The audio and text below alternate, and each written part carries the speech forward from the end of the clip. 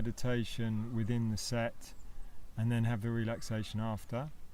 And we're going to do the mantra Satnam Satnam Satnam Satnam Satnam Satnam Waheguru.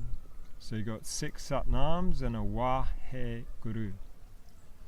So you can have your hands in Gyan Mudra or you can have them just on your knees, it's fine. This is a mantra for the opening the throat chakra.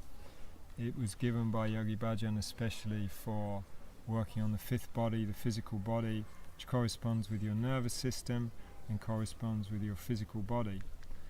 So, inhale to begin. Satnam Satnam Satnam Satnam Satnam Satnam Waheguru. Satnam Satnam Satnam Satnam Satnam Satnam Waheguru.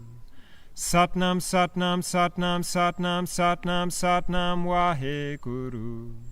Satnam Satnam Satnam Satnam Satnam Satnam Waheguru. Satnam Satnam Satnam Satnam Satnam Satnam Waheguru.